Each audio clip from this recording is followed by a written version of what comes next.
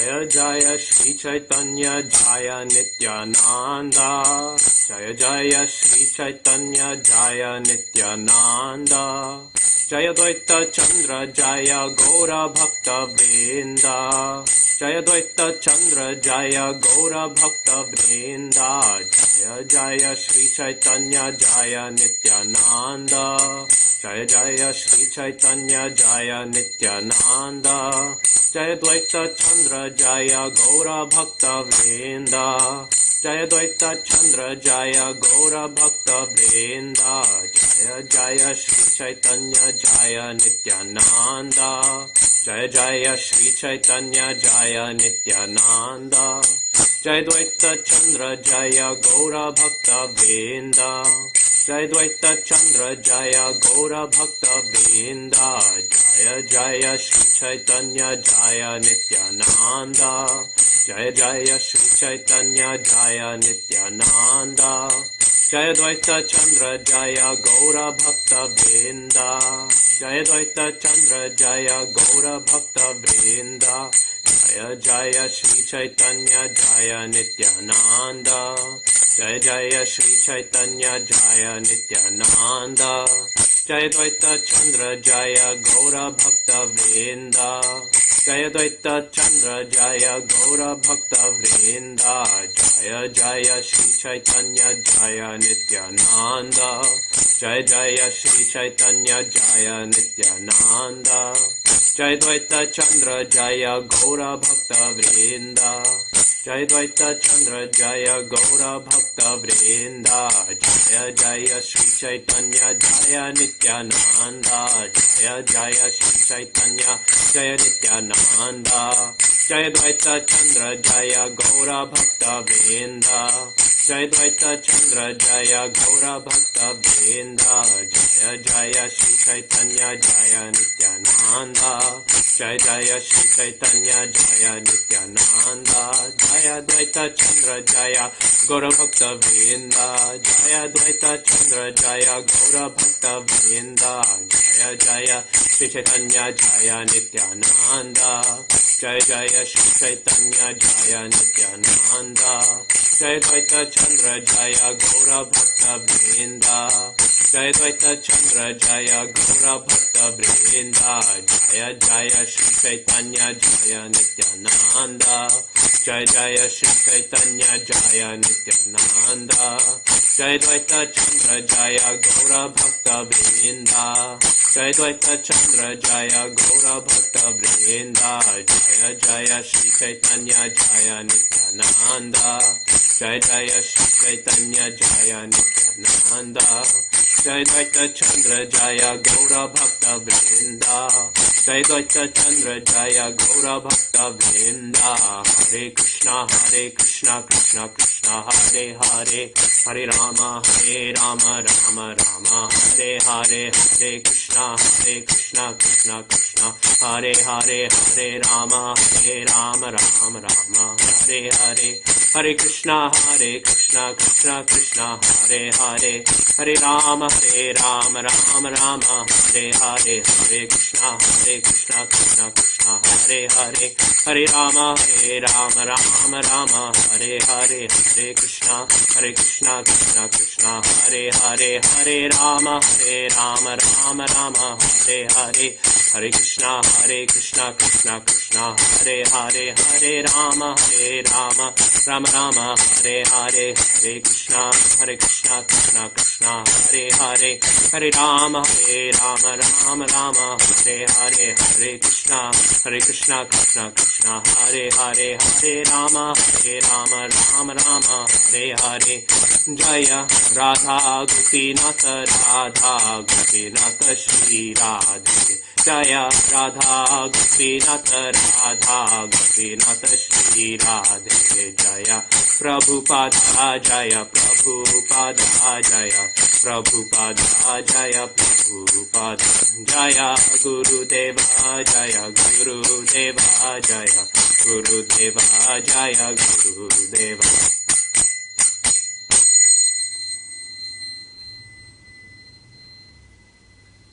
Nityalila Pravishtom Vishnupada Paramahansa Parivrajacharya Stotra Shada Shri Srimadabhaya Charanaravinda Bhaktivedanta Swami Srila Prabhupada Ki Jai.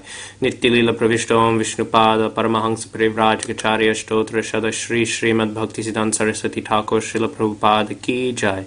Nityalila Pravishtom Vishnupada Srila Gaur Kishore Das Babaji Maharaj Ki Jai. Nityalila Pravishta Om Vishnupada Srila Satchidananda Bhaktivinod Thakur Ki Jai. Nityalila Pravishta Om Vishnupada Srila Jagannath Das Babaji Maharaj Ki Jai. Shri Gauriya Vaishnav Guru Varga Ki Jai. Srila Krishnadas Kaviraj Thakur Ki Jai. Shri Caitanya Caritamrita Ki Jai. Namacharya Srila Haridas Thakur Ki Jai. Prem se kaho Shri Krishna Chaitanya Prabhu Nityananda Shri Advaita Gadadhara Shri Vasadi Gaura Bhakta Vrinda Ki Jai. Nitai Gaura Premanande Hari Hari Bol. All Gaura Simlaveris Hare Krishna. All Gaura Simlaveris Hare Krishna. All Gaura Simlaveris Hare Krishna. All Gaura Shri Guru and Shri Gauranga. All Gaura Srila Prabhupada Ki Jai.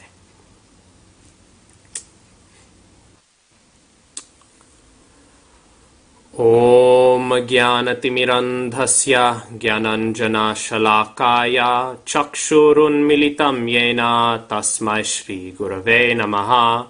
Shri Chaitanya Manobhishtam Sthapitam Yena Bhutale Swayam Rupah Kadamahyam Dadati Svapadantikam Vandeham Shri Guru Shri Yuta Padakamalam Shri Gurun Vaishnavamscha Shri Rupam Sagrajatam Sahagana Raghunathanvitam Tam Sajivam Sadvaitam Savadhutam Parijana Sahitam Krishna Chaitanya Devam Shri Radha Krishna Padan Sahagana Lalita Shri Vishakhanvitamscha.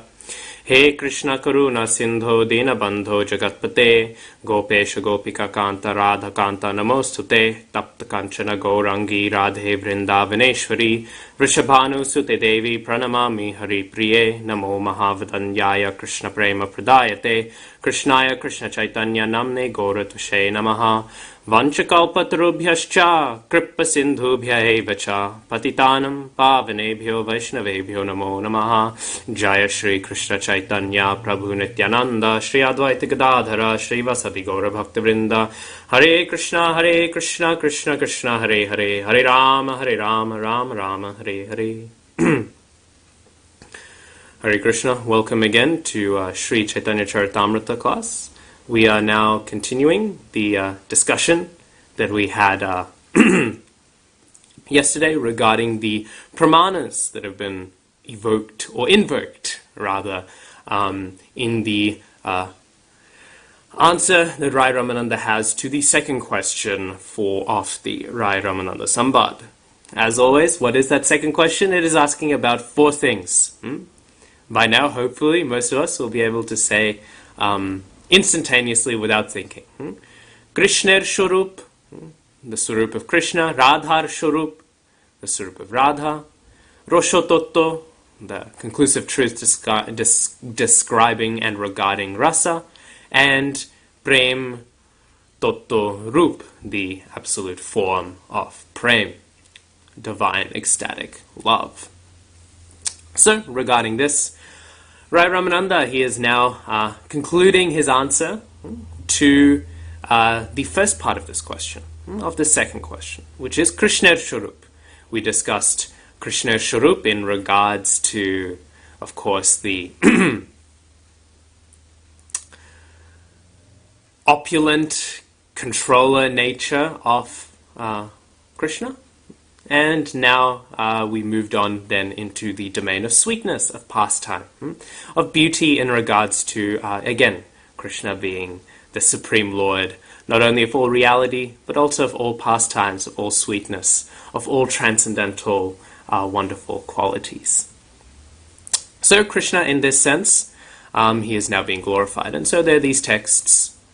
There's what's been quoted from the Gita Govinda, and we spend quite a while discussing the glories of the Gita Govinda and of Jayadev Goswami, its author, but also, again, we stressed the Gita Govinda is not really a text to be delved into, and so by it being mentioned here, this should be a sign that we're starting to enter into the esoteric parts of the Rai Ramananda Sambad that we shouldn't dwell on too much.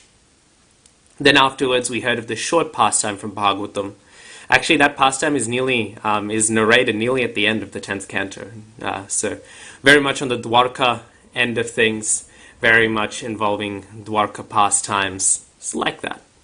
So we discussed that, in which Mahavishnu, he stole the children of the Brahmin. The Brahmin also had some problems, some other pastimes, but we won't discuss those too much.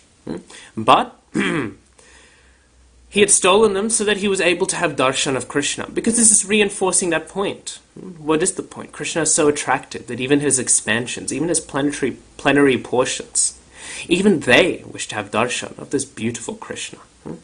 So he is reinforcing that point. Not just that he's quoting Shastra pointlessly, not just that he's quoting random shlokas here and there. Actually, it reminds me of a story. One early book distributor, he would go out and distribute books, but he was only very young in devotional service.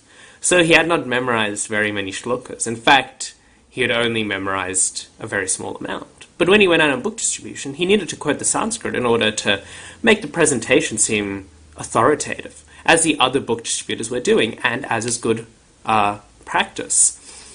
So when he would go out, he would have to make a point, and he would say, Krishna says in the Bhagavad Gita, just as the soul moves through the body, the embodied soul moves from boyhood to youth to old age, so it moves on to another body at the time of death. He'll say this, and in the original language, Krishna says it as Nama Om Vishnu Padaya Krishna Prishtaya Bhutale Srimate Bhaktivedanta Swami Nitinamine. And then he would say, and because of this we should surrender all varieties of religion, and we should abandon all of them and surrender unto Krishna alone. We should not be afraid, because he will liberate us of all sinful reactions. Namaste Saraswati Devi Gauravani Pracharine Nirvishesha Shunyavadi Paschatya Deshatarine. So like this he would say, but it had some effect. He was actually a very successful book distributor. So, but then, it is not that Rai Ramananda is doing like this, just quoting unrelated Sanskrit in order to create an effect. He is systematically listing these texts. So the first was describing the nature of Krishna attracting his devotees. And so, speaking about how much his devotees, the gopis and all, how attracted they are to him. So this is one domain of the all-attractiveness of the sweet Vrajendra Nandan Krishna.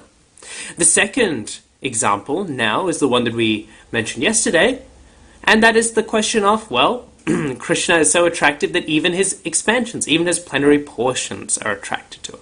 So that is another element of Krishna's all-attractive nature. And now today we are hearing a third text. And this third text is speaking of something else. The point that is being made is that even the chaste goddess of fortune desires this. We will discuss this further on, deeper into the Madhya Lila. But the point that's being made here, even then, now, even the Shakti expansions, because of course the Shakti has all right to enjoy the Shaktiman, to enjoy Krishna. But even the Shakti expansion, like the goddess of fortune, besides Srimati Radharani and the other Nitya Siddha eternal parikars in Goloka, not very many are able to experience this, but they are hankering for it. Even Lakshmi, who is so chaste, she is very much satisfied with her consort, who is also Vishnu Tattva. Even she is hankering for this, to taste this beauty, to be touched by the dust of the lotus feet of the Lord. So, what is the example? What is the actual context of the text that has been called to, evoked, in order to manifest and make this point? Well, it is a prayer from the many wives of Kaliya. Kaliya, we know, is the serpent. And there's a long history which speaks about this. And what is the text? When we discuss the text, we will find there are a few questions that should be asked. So, what is that text? That text is from the 10th canto of Bhagavatam. It is from the 16th chapter, and it is text 36. And what is it? Kasyanu bhavosya na deva vidmahe tatavangrirenusparashadhikaraha yad vanchaya lalanacharat tapo vihayikaman chiram drita vratta. Sorry, the other texts I've memorized so I can say a little more smoothly, but this one I have not memorized. And what does it say? O Lord, we do not know how the serpent Kaliya attained such an opportunity to be touched by the dust of your lotus feet. For this end, the goddess of fortune performed austerities for centuries, giving up all other desires and observing austere vows. Indeed, we do not know how the serpent Kaliya got such an opportunity. So what is being said here? What is being concerned here? The question is, how did Kaliya get that great opportunity to be touched by the dust of the Lord's lotus feet? There are two considerations to be made. There are three pastimes to discuss it. Because there are two main things we can discuss. First, we can speak about the pastime. How was that opportunity actually had? That Krishna's lotus feet may touch the many heads of Kaliya. That is the first thing we may ask.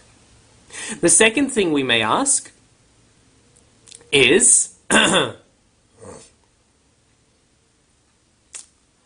was he qualified for that pastime itself to happen, being a demon? And so, in order to understand this, we will discuss something of this pastime. We will discuss something of it, and then we will conclude this section of the Raya Ramananda Sambad. However, I think it will likely take all of today's lesson, maybe a few more lessons, to fully discuss the nature of this Kaliya Lila. So, we begin first with the question of why Kaliya was there at all. So Kaliya, it said he was driven away. Kaliya was driven away from where he normally lived, which was Ramanaka Dweep. And being there, being away from there might be a bit of confusion. Why was he away from there? Why was he driven away? It can be asked. This is Ramanaka Dweep is a place, a locality where there are only snakes. So one may ask the question, why was he not living there? Because it said he was out of fear living in the Jamuna. It was only for fear that he was living in the Jamuna. Why? What would he have to be afraid of that would make him leave that place and take shelter of the Jamuna? The reason why is that actually a while ago, Garuda, he would visit that place. He would go there often, and we know Garuda. Often people make a big deal. I'm Krishna conscious because I'm vegetarian. Actually, vegetarianism is useless. You have no spiritual life if all that you do is vegetarian. If all that you do is you're vegetarian, you check the ingredients to make sure you don't eat eggs, but you're not chanting rounds, you're not reading books, you're not a devotee. You're just as much a materialist as a person who's eating meat. And Garuda is a perfect example of this principle. Garuda, he's eating many snakes, and yet he is such a great devotee of Krishna. Such a great devotee of Krishna. And so, being such a great devotee of Krishna, he is exemplifying that vegetarianism isn't devotion. Vegetarianism, veganism, not having illicit sexual relations, not gambling, not drinking alcohol, these are not devotional. These are things that must be done, don't get me wrong. But these are things that aren't inherently devotional. These aren't things that make you a devotee. These are just things you should do to be on the platform of morality, and you should be a moral person. But these are not spiritual concerns. Sometimes people would think ISKCON's whole point is to make sure people are vegetarian. Actually, Prabhupada had no care about making the world vegetarian. Prabhupada cared about making the world Krishna conscious. He actually said we shouldn't waste our time on all these mundane things, even stuff like abortion activism. Abortion is a terrible thing. But Prabhupada told his disciples who were involved in the anti-abortion movement, he said, do not do this. Our agenda is to spread Krishna consciousness. Our agenda is to spread Krishna consciousness, not to spread vegetarianism, or not to prevent abortion. He said it is not bad that you are trying to prevent abortion, you have not performed some sin, but this is not our main concern. So cease those activities and continue only in preaching Krishna consciousness. So Garuda, in this way, Garuda, he is a very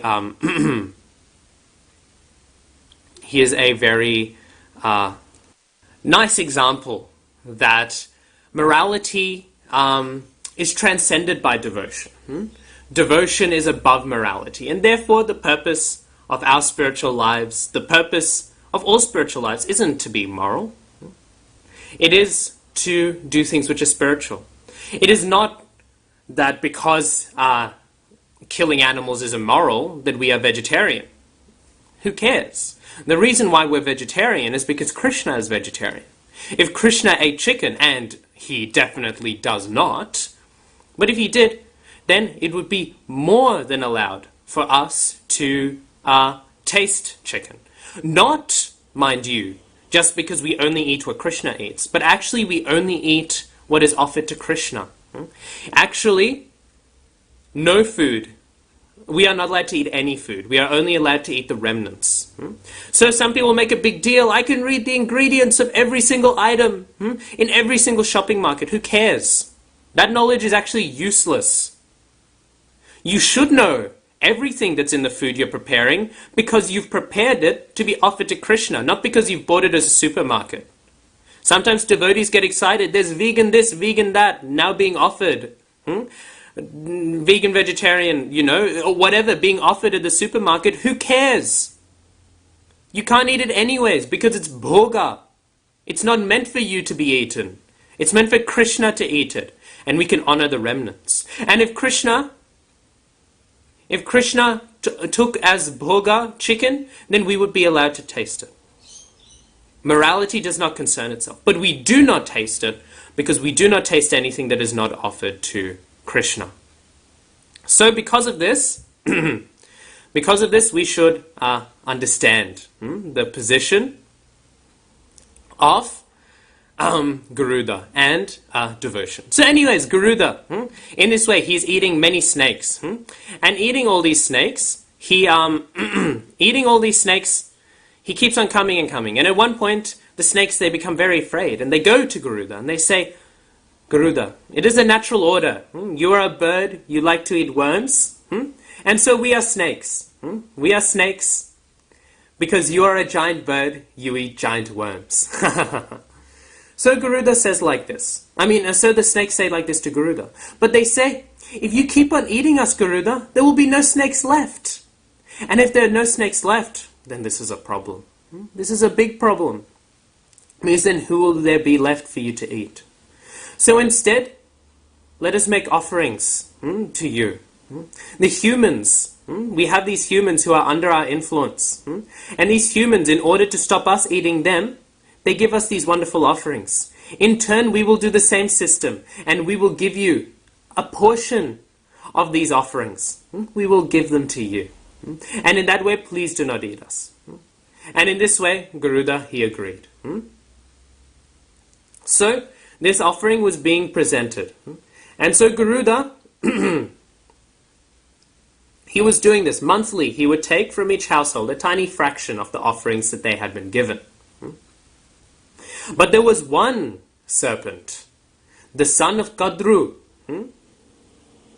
His name was Kaliya. And he would eat all of the offerings, even before Garuda would come. And so because of this, Kaliya, he very much angered Garuda. He caused Garuda a lot of anger. And then, causing him all of this anger, Garuda then, he was very enraged. And he became so filled with rage that he rushed towards Kaliya. Very, very fast. So fast, in fact, in Sanskrit it says Mahavega. This means that no one is able to even estimate the speed of Garuda. No one can move faster than Garuda. And so Garuda then, he quickly rushed towards Kaliya, and falling upon him, Kaliya, he raised his many heads, and raising all of these heads, he struck with all of his tongues and with his horrible eyes. Kaliya then went to bite Garuda. He had already spat all his venom, but now he was going in for the kill. But Garuda, what hope did Kaliya have? Garuda, with overwhelming speed, repelled Kaliya's attack.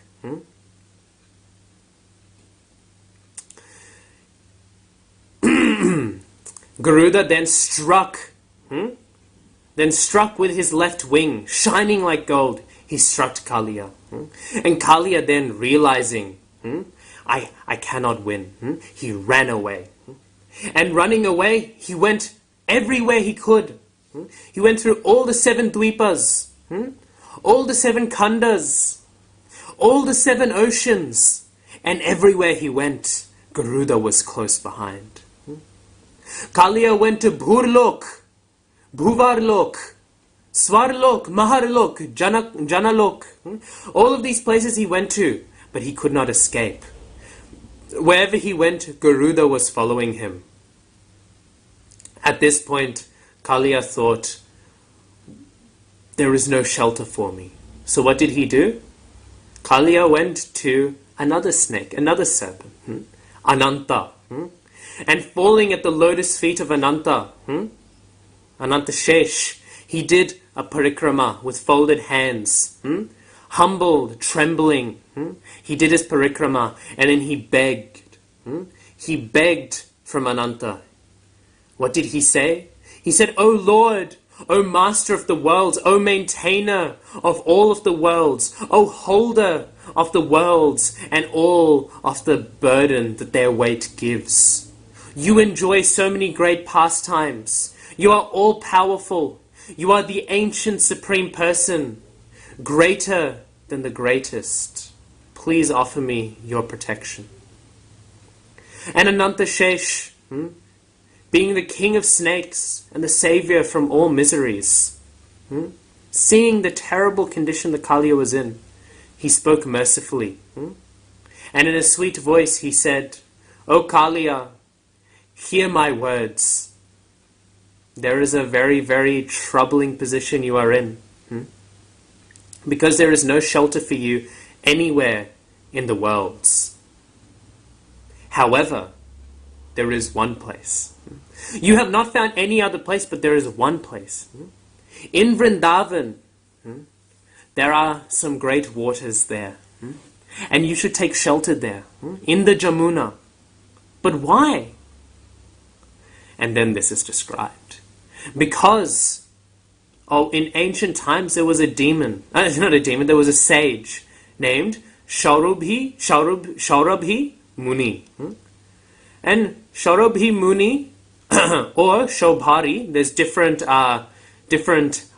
versions. So the Garga Samhita, that says Shaurabhi. But the Bhagavatam says Saubhari. In general, we take the version of the Bhagavatam. So, Saubhari Muni,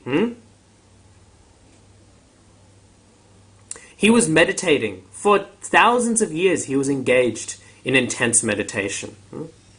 And because Garuda, why was he eating the snakes? Because he was a bird. And so it is the nature of birds to eat fish as well.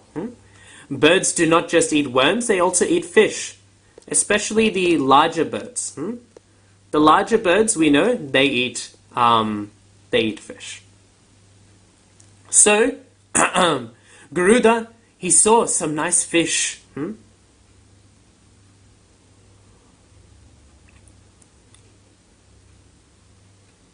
In the ocean. So, even though he was forbidden by the sage, because the sage did not want to see any animals to suffer in his presence, he is so merciful. He is thinking rather sweetly about the condition of the poor, suffering animals. He did not want to see any of the animals be eaten. Therefore, he said, Garuda, you're not allowed to eat. But Garuda decided anyways. He took lots of courage, and he felt very hungry, and he ate the fish.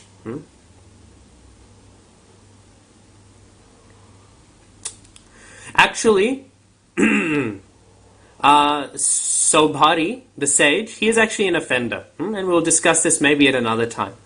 Sobhari is an offender because he committed the offense. Because it is natural. Garuda is allowed to satisfy his desire by eating meat. So Sobhari was actually falsely in the position that he was in. He was falsely in the position of saying that he is feeling merciful for everyone. Because if he felt merciful for everyone in the true sense, he would have allowed Garuda to eat the fish. And his other offense was that he offended a great Vaishnav. But we will get to this later. So anyways, after Garuda ate that fish, Sobhari, he saw that there was a fish in the lake who was very unhappy that the leader of their fishes had been eaten. And so then Sobhari, he spoke a curse, thinking, I am the protector. I am the protector of all these fish. Again, this is showing the mindset of many people. Some people will say, we should not offer milk in the temple. They are of the demonic mindset, the offensive mindset of Sobhari. They are denying the Supreme Lord what is natural, milk. So Sobhari, thinking, I am fighting for the rights of all of these animals, he said these things. Here we find Bhagavatam is not so concerned with animal rights. Bhagavatam is concerned with devotion. So with so-called compassion, Sobhari, what did he do? He cursed Garuda. And he said, Garuda, if you ever enter into this lake, you will immediately lose your life. And so, because of his material attachment, Sobhari, what happened? He was not able to see the proper spiritual purport. And therefore, by making this curse, he allowed this to be the only place Garuda couldn't enter. And by making this the only place that Garuda could not enter, what happened? Kaliya was able to take shelter there. And a far worse problem was there. Now that evil snake king, now he was present there. So, with such an offensive attitude, he caused a greater problem. And we should understand this. Having such offensive attitudes, we should not limit, try to impose our own sense of morality onto the Supreme Lord and onto the Vaishnavas. Actually, because he had taken shelter of the Jamuna, though, we should understand that Sobhari, he eventually achieved deliverance. But still, it was a rocky path to get there.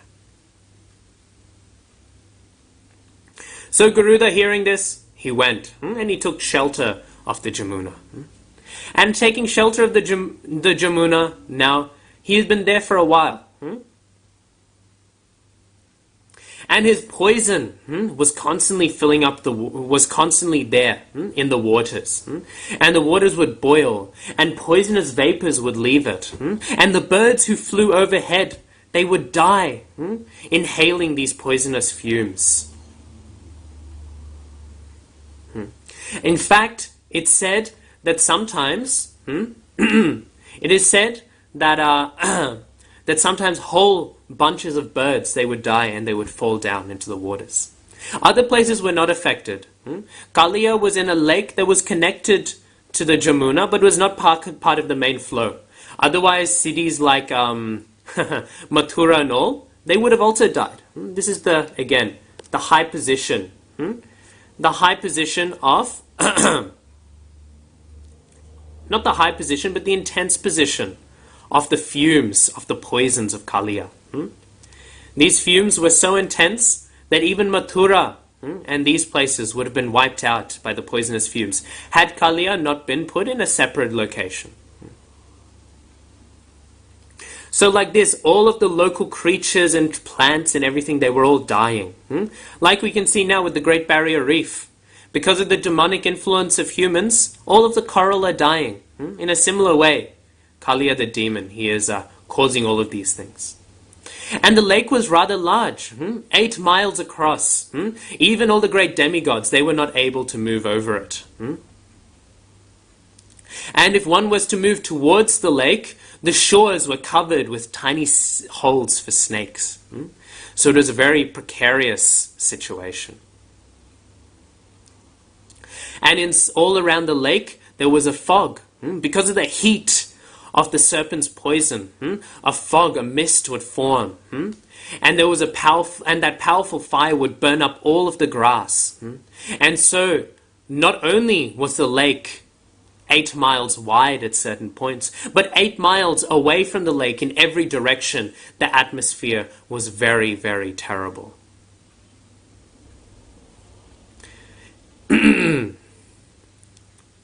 So Krishna, seeing this terrible pollution of his beloved Vrindavan, and we know today the demons are also trying to pollute Vrindavan. Today, Kaliya's work is being continued by all of these people who are trying so hard to run their businesses in Vrindavan. They're doing all of these business, all of these manufacturing, getting rid of the beautiful dust of Vraj and replacing it with dirty roads. Vrindavan today is filled with so much pollution. This is the work of Kaliya. This is the work of this demon. So Krishna, though, being very upset that somebody was disturbing the beautiful atmosphere of his Vrindavan, being very upset like this, Krishna, what did he do? He thought, well, why have I come? Paritranaya sadhunam vinashaya chadushkritam. To destroy the miscreants I have arrived. So I will destroy this person and therefore bring back equanimity, bring back beauty to my beautiful Vraj, and also fulfill my purpose of killing the demons. So, Lord Krishna then, he prepared. He prepared to fight. And what did he do? He tightened his belt. He slapped his arms. He tied back his hair, almost like into a man bun. And he jumped into the poisonous waters. And jumping into these poisonous waters, he landed in the serpent's lake. And the snakes were very agitated, and they began breathing very heavily. As we do when people are worried, when people are scared, when people are angry. Like this they were breathing. And so the poison was coming out more and more and more and more. And not only was the water more poisonous, by Krishna jumping into it, it splashed like a full bathtub. And all of the poisonous waves, they flew everywhere. And so this water flying everywhere. Krishna then, he began to play around. He swirled his mighty arms. And he pushed the water here and there. And when Kaliya heard that somebody was disturbing his kingdom, he thought, now there is a trespasser. And Kaliya thought, I am the king of this. How can I allow anyone to trespass here? Actually, anyone who heard the sounds of Krishna playing in the water, they heard it as music, but Kaliya was a demon, so he heard it as quite the opposite to music. So Kaliya saw that Krishna, with his yellow silk garments, he saw this very delicate boy. And seeing this boy, even though he saw all of the marks of the Supreme Personality of Godhead, he saw the Srivatsa mark. He still thought this is a simple child.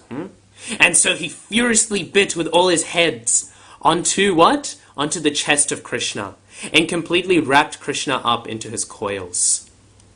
And when everyone saw this, everyone was greatly disturbed.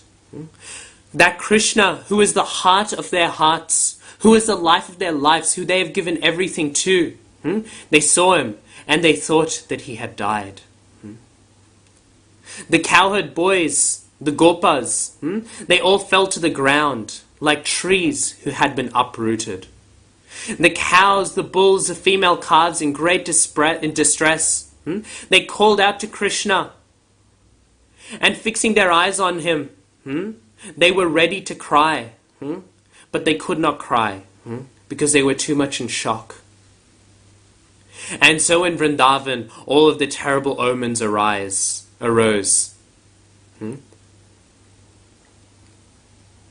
The earth was filled with disturbing tremors. The sky was filled with falling meteors. And in the bodies of creatures there was shivering, as well as quivering of the left eye and other parts of the body.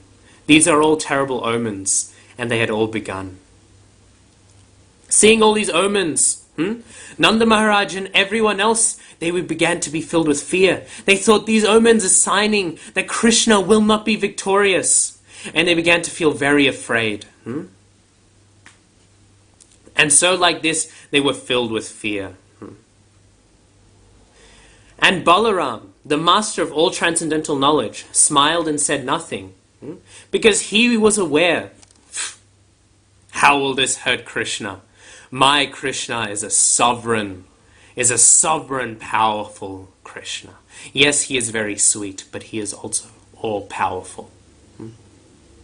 Therefore, because Balaram is the expansion of Krishna, he understood not to worry. And so the residents, they rushed to the banks of the Jamuna, and they saw Krishna. They saw him there, marked with the lotus flower, barley corn, elephant goad, thunderbolt and flag. They saw all of his footprints like that, marked like this. And so they hurried. They hurried following his footprints, and they saw Krishna. And they saw him motionless in the coils of that black serpent. And so they were filled with anguish and with great confusion. And so there was great lamenting, great pain. And everyone was completely bewildered, completely scared. Nanda Maharaj and the other cowherd men, they were beginning to enter into the serpent's lake in order to defend Krishna, but Balaram, he stopped them. He made sure they wouldn't give up their lives because he knew the Supreme Lord's potency. And so the Lord remained there in the coils of the serpent. He was tasting his childlike, human-like pastimes. But when he saw the pain of his devotees, then suddenly Krishna got up. Krishna, as much as he enjoys playing the role of a simple child, as much as he enjoys playing the role of a simple mortal, we must understand that when Krishna's devotees' hearts are in pain, how can he tolerate that? How can he cooperate with such things? How can he facilitate this? So Krishna stops even that which gives him joy. He stops in order to make sure his devotees are satisfied, in order to make sure his devotees are not suffering. And in order to do this, he then brought back his power and immediately rose up, rose from the bonds of the Kaliya serpent. And so Kaliya, he released him, because Krishna was now resisting and now fighting.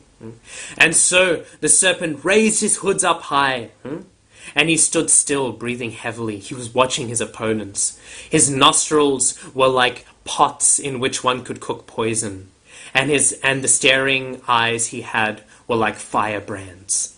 And thus he looked at the Supreme Lord.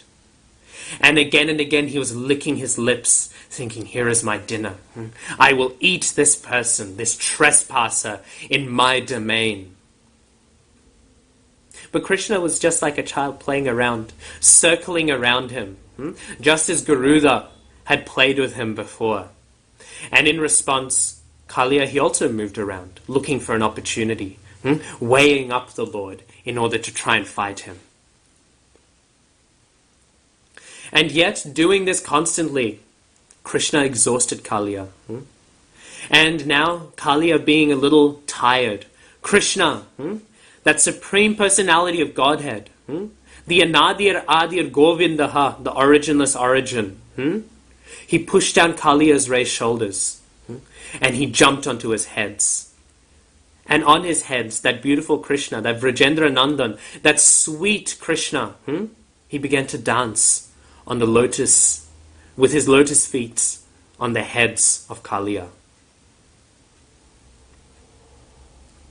And so, Krishna, he forced him to bow down to his lotus feet.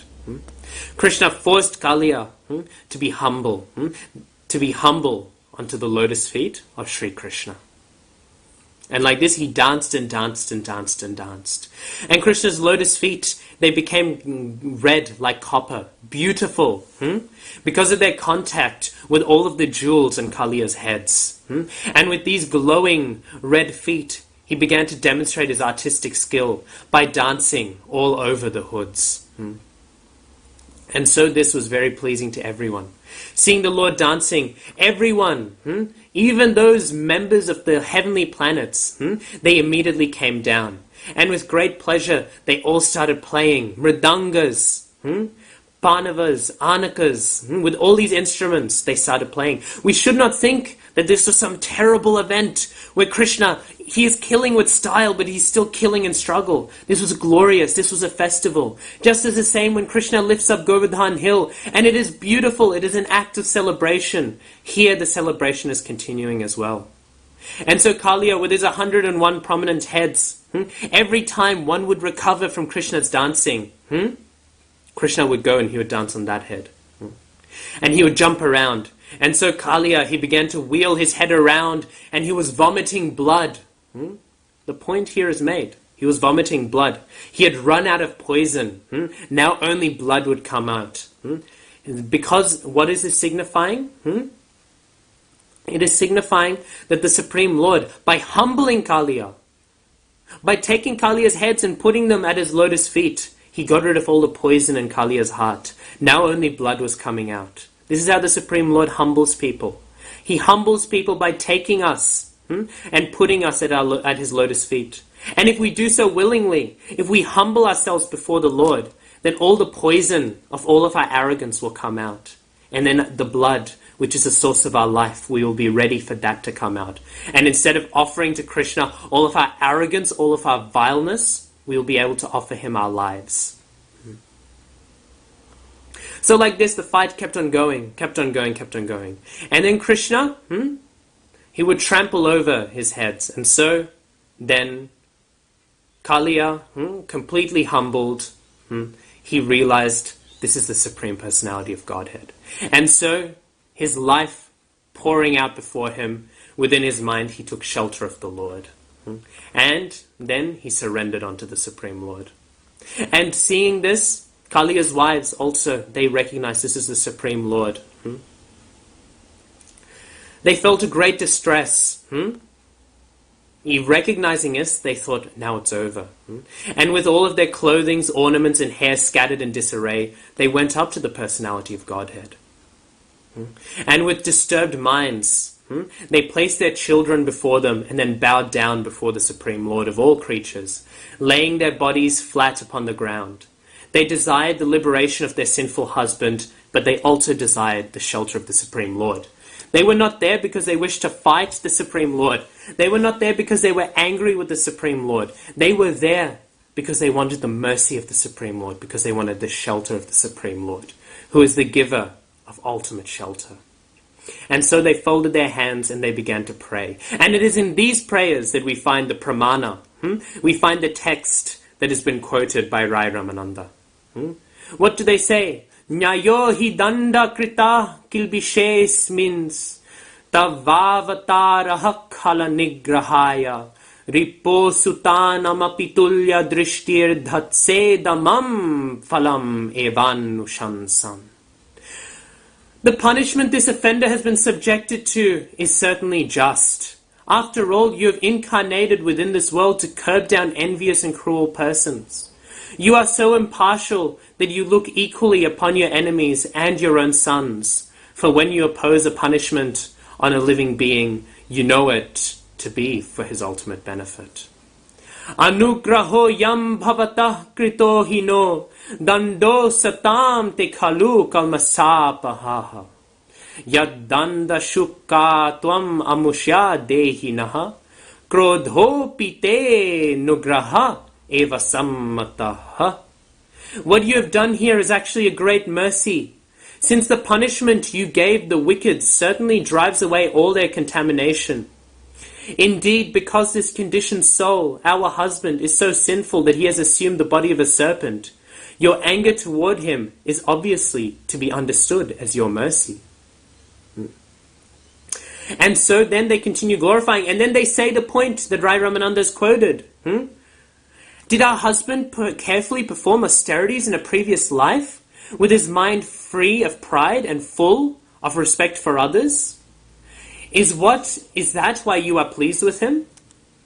Or did he in some previous existence, did he in this previous existence carefully execute religious duty with compassion for all living beings, and that is why you, the life of all living beings, are now satisfied with him? O Lord, we do not know how the serpent Kaliya has attained the great opportunity of being touched by the dust of your lotus feet. For this end, the goddess of fortune performed austerities for centuries, giving up all other desires and observing austere vows. Those who have attained the dust of your lotus feet never hanker for the kingship of heaven, limitless sovereignty, the position of Brahma or rulership over the earth. They are not interested even in the perfections of yoga or in liberation itself. O Lord, although this Kaliya, the king of the serpents, has taken birth in the mode of ignorance and is controlled by anger, he has achieved that which is difficult for others to achieve. Embodied souls who are full of desires and thus are wandering in the cycle of birth and death can have all benedictions manifested before their eyes simply by receiving the dust of your lotus feet. And the answer to these questions, we will speak quickly. The answer to all of these questions is found in what they said before. Because what did they say? They said, because of his sinful activities, he has taken the form of a serpent. But actually, the reason why he's taken the form of the serpent is the reason why he had the great fortune of having Krishna dance upon his head, and therefore have Krishna give him the dust of his lotus feet. So, what is that? What is that pastime that caused this to happen? A long, long time ago, during Swayambhuva's time, Swayambhuva Manu's time, there was a sage named Vedashir Muni, who was a descendant of Bhrigu Muni. And he performed many great austerities in the Vindhya hills. And there was another sage named Ashvashir Muni, who came to perform austerities in the ashram. Now Vedashir Muni, he was not very happy with this. He said, don't perform austerities in my ashram. Perform austerities somewhere else. What are you doing? This is my place. And Ashvashira Muni, he became very angry, and with red eyes, he said, Are, you are a sage and you do not know? This place belongs to Mahavishnu. Everywhere belongs to Mahavishnu, not to you or me. Ishavasyam idam sarvam. Have not many sages already performed so many great austerities here? So much anger you have. You hiss like a snake with your complaints. Therefore you should become a snake that will be terrified of Garuda. And Vedashir said, You fool, you rascal, for this slight offense that I've given you, for this slight bad words, you are giving such a great revenge? You have said such a terrible curse? You should become like a crow on this earth. You will become a crow. And at this point, Vishnu, he appeared to console the sages who were very much complaining to the Supreme Lord because of the nature of these curses. And what did the Supreme Lord say? Shri Bhagavan Uvacha. He said, sages, you are both equally devoted to me. Why are you fighting? You are like two arms of my body. I do not wish for these terrible things to happen to you, but I cannot violate the words of my devotees. So, because of this, I will turn these curses into blessings. Vedashir, you may become a snake, but that snake's name will be Kaliya. And I will place my footprints on the head of such a snake. Because of this, you may fear Garuda for some extent, but ultimately you will never fully fear Garuda. Ashvashira, do not lament. Yes, you will be a crow, but you will be a crow that has transcendental knowledge. And because of this, you will become a crow named Bhushunda on Mount Nila. And on this mountain, you will become a great devotee of Lord Ramchandra. And he did. And he was a very powerful devotee of Lord Ramchandra. He was like a lamp shining on the meanings of all the scriptures. In fact, Garuda himself heard the Ramayana from this crow. And so because of this, all of them, they were all fine.